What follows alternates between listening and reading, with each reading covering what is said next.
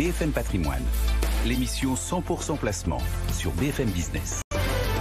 Jean-François Filiatre, bonjour Jean-François. Bonjour Cédric. Pour marché gagnant, votre sujet cette semaine? Eh bien vous savez, le mois boursier a été mauvais au mois de septembre. Alors vous me direz, ça faisait longtemps qu'on n'avait pas eu de baisse. Aujourd'hui, je voudrais donc profiter des aléas de la SNCF et des sangliers sur les voies qui m'ont... Mais j'ai été à deux doigts de ne pas être là. Je voudrais m'énerver sur la notion de risque. Alors cela dit Jean-François, ok pour reconnaître la baisse de marché, mais la bourse c'est risqué. C'est pas le cas de tous les placements. Ah, je vous entends. Le mythe du placement sans risque, et j'adore. Alors arrêtons-nous 2 secondes pour parler sérieusement de la vraie vie. À votre avis, Cédric, est-ce que vous êtes protégé face à tout problème de santé? Non, il y a toujours des risques. Alors, vous venez le matin bosser à vélo. Est-ce qu'il y a des risques quand vous prenez votre vélo? Pour voir le comportement de quelques autres usagers légers de la route, oui, il y a des risques. Les livraisons sur les couloirs, les bus qui font pas très attention, etc. Effectivement, il y a du risque. Eh bien voilà, donc je vous invite, Cédric, dans le monde de la finance, le monde des bisounours, où grâce à un coup de baguette magique, eh bien le risque disparaît.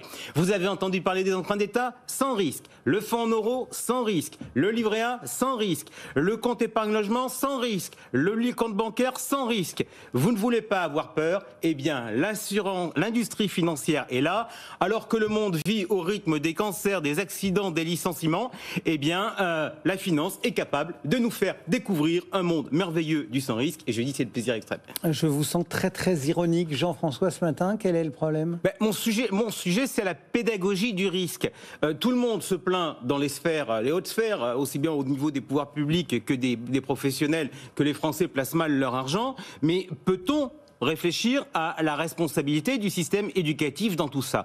On parle toujours en France de sans risque lorsque l'on évoque le livret A, le PEL ou encore le fonds en euros. Et je dis sans risque, vous avez dit? Vous sentez qu'on peut perdre de l'argent? Prenons des exemples. Un État, on a commencé tout à l'heure avec des exemples de la vraie vie. Un État, c'est un truc fiable, ça lève de l'impôt. A-t-on connu dans l'histoire des États qui n'honoraient pas leurs engagements en termes de dette? Oui, l'Argentine, la Grèce, plus près de nous. Bon, parfait. Est-ce que on reconnaît donc que les États sont fiables, sauf quand ils ne le sont plus? Est-ce qu'on a déjà entendu parler de faillite de banque?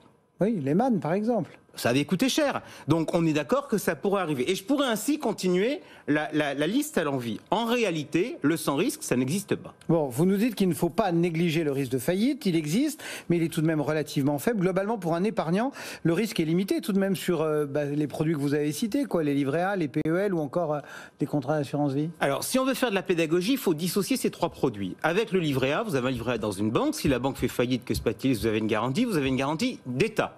Donc là, j'ai tendance à dire que le principal risque, c'est le risque République française.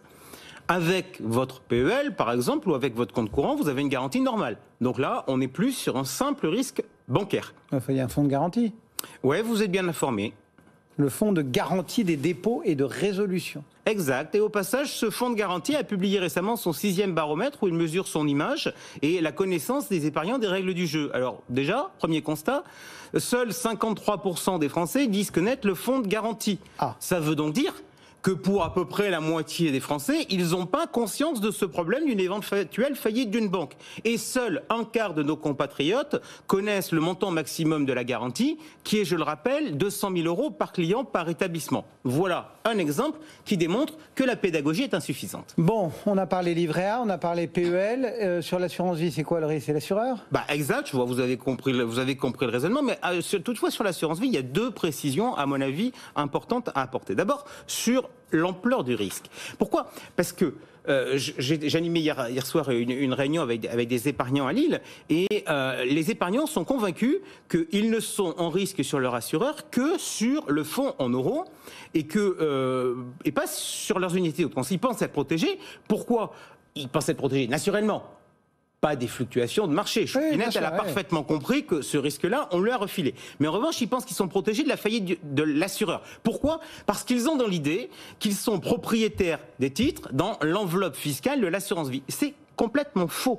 Juridiquement, on est dans la même situation, que l'on soit sur le fonds en euros ou que l'on soit sur des unités de compte, on est dans les 2 cas détenteur d'une créance sur l'assureur.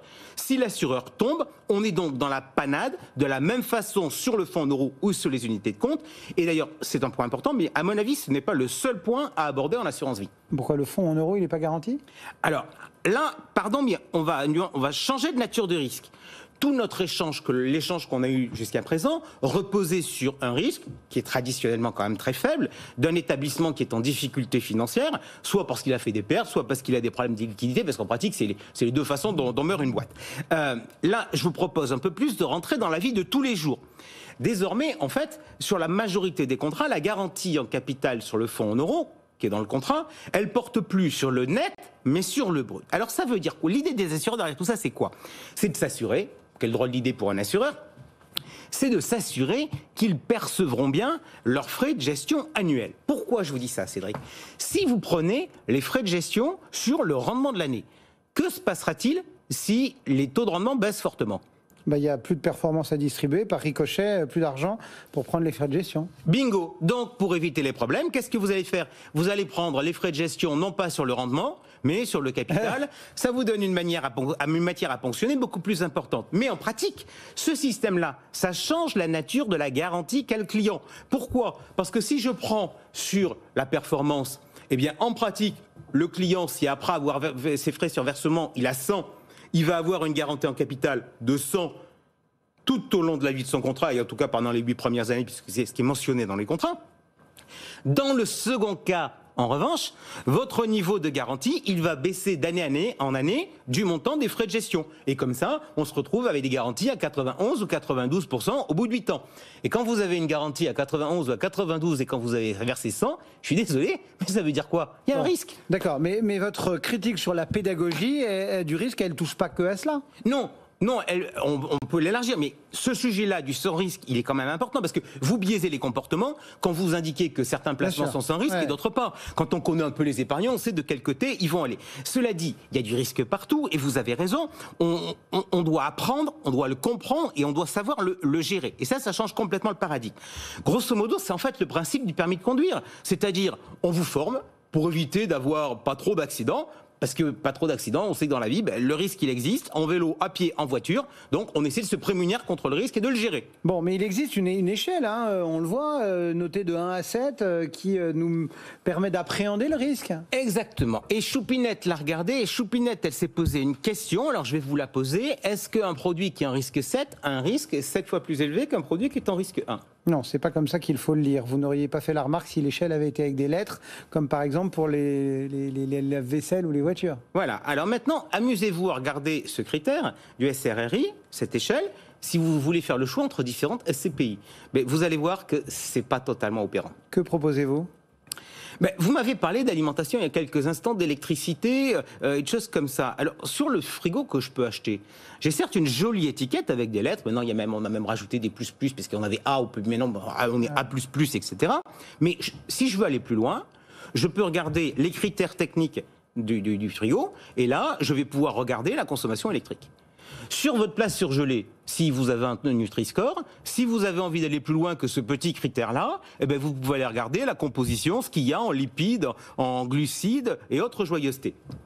Si j'achète une voiture, si je regarde les critères techniques, on va me dire combien elle consomme en moyenne au 100. Eh bien, voyez-vous, moi je crois un truc, c'est que la finance doit arrêter d'être un monde à part. Elle doit arrêter de faire croire que le sans-risque existe, alors que tout le monde sait qu'on vit dans un environnement de risque, et elle doit aussi apprendre à nous donner des indicateurs précis du risque.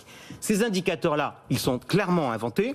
Vous connaissez ma prédilection pour la perte maximale sur un an. Chacun peut apporter ses propositions, mais il y a une chose qui est certaine, c'est que la place a beaucoup de progrès à faire en pédagogie du risque, et si elle le faisait, ça serait un véritable progrès pour les épargnants. Il y a une approche que j'aime bien qui est celle de Stéphane Van Nuffel pour Net Investissement qui martèle à chaque fois que prendre un risque, ça n'est pas avoir un accident. Non, mais c'est effectivement tout à fait ça. Et quand on prend chose c'est ski, on prend un risque. On prend un risque. Ça ne veut pas dire qu'on aura un accident. Mais exactement. Et c'est très important de faire cette pédagogie-là. Et Stéphane, on est tout à fait d'accord avec Stéphane avec ce sujet-là. Il faut arrêter ce discours du sans-risque qu'on a dans ce pays. Jean-François Filiatre et Marché Gagnant, on se retrouve tout à l'heure. S'il y a des questions. Oui, il y en a des questions. Les auditeurs vous attendent comme... vous attendent, voilà. On se perd dans les expressions parfois.